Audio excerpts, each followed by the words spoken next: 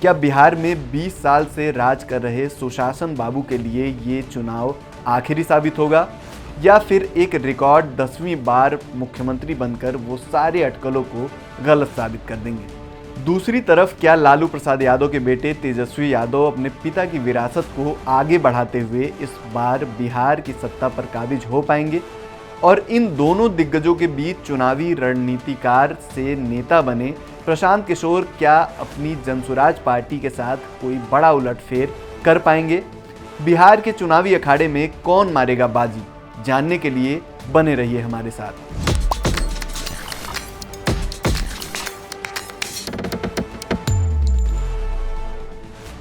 नमस्कार, मेरा नाम है निशांत मिश्रा और आप देख रहे हैं एनडीटीवी इंडिया।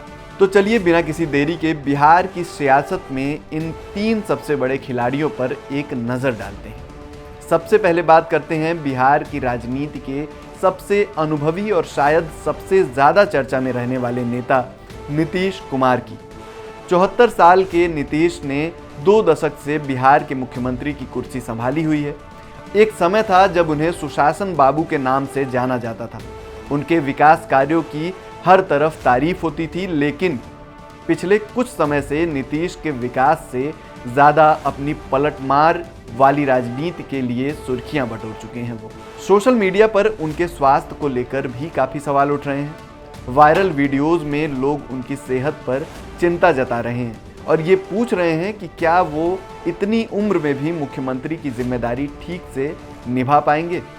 ये सवाल इसलिए भी अहम हो जाता है क्योंकि बीजेपी में अभी तक कोई और चेहरा सामने नहीं रखा है, जिसका मतलब है कि गठबंधन उन्हीं के नेतृत्व में चुनाव लड़ रहा है।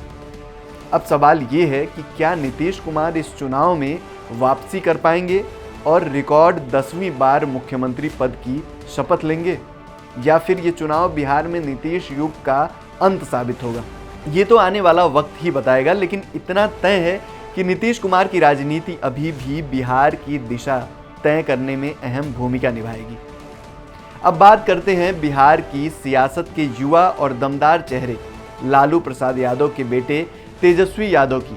महज 35 साल के तेजस्वी के लिए ये चुनाव किसी अग्नि परीक्षा से कम नहीं है। 2020 के पिछले विधानसभा चुनाव में आरजेडी ने 144 सीटों में से 75 पर जीत हासिल करके सबसे बड़ी पार्टी बनकर उभरी थी, लेकिन कांग्रेस के औसत प्रदर्शन ने उन्हें सरकार बनाने से रोक दिया। पिछले इलेक्शन और इस इलेक्शन के बीच जब लालू प्रसाद यादव बीमार रहे, तेजस्वी ने अकेले दम पर पार्टी की कमान संभाली थी। लोकसभा चुनाव में उनकी पार्टी का प्रदर्शन कुछ खास नहीं रहा, लेकिन अब तेजस्वी राज्य चुनाव में बड़ा स्कोर करने के लिए पूरी जान झोंक चुके हैं। राहुल गांधी के वोटर अधिकार यात्रा में हिस्सा लेने के अलावा तेजस्वी ने खुद अपनी बिहार अधिकार यात्रा निकाली है ताकि वो ज़्यादा से ज़्यादा वोटरों तक पहुंच सकें। तेजस्वी के सामने बीजेपी की विशाल चुनावी मशीनरी है जो किसी भी चुनौती को हल्का नहीं आती। क्या ये युवा नेता इस बार बिहार का किला फतह कर पाएंगे? क्या वो अपने पिता की राजनीतिक विरासत को सही मायने में आगे बढ़ा पाएंगे? ये देखना दिलचस्प होगा। अब आते हैं तीसरे खिलाड़ी पर जो कभी दूसरों के लिए चुनावी रणनीतियां बनाते थे और अब खुद चुनावी मैदान में उतर चुके हैं। प्रशांत किशोर। जनसुराज पार्टी, जिसे उन्होंने पिछली साल शुरू किया था, इस चुनाव में अपना डेब्यू करने जा रही है। प्रशांत किशोर ने 2022 में पूरे राज्य में एक यात्रा भी निकाली थी और दावा करते हैं कि उन्हें लोगों का जबरदस्त समर्थन मिला है, जो चुनाव परिणाम में दिखेगा। कई बड़े नेता जनसुराज को गंभीरता से नहीं ले रहे हैं और उनके लिए ये चुनाव फ्लॉप शो साबित होने की भविष्यवाणी कर रहे हैं। कुछ लोग उनकी तुलना अरविंद केजरीवाल से भी कर रहे हैं और कह रहे हैं कि बिहार के नेताओं पर उनके आरोप सिर्फ राजनीति में पैर जमाने की एक कोशिश मात्र है। जनसुराज ने अपने सोशल मीडिया प्रचार से काफ़ी ध्यान खींचा है और प्रशांत किशोर खुद भी चुनाव से पहले एक बड़ी चर्चा का विषय बने हुए हैं। लेकिन असली सवाल ये है कि क्या ये हाइप वोटों में तब्दील हो पाएगी? क्या प्रशांत किशोर बिहार की राजनीति में एक नया अध्याय लिख पाएंगे? बिहार का ये चुनाव सिर्फ नेताओं का नहीं बल्कि बिहार के भविष्य का चुनाव है। क्या नीतीश कुमार अपनी राजनीतिक जादूगरी दिखा पाएंगे?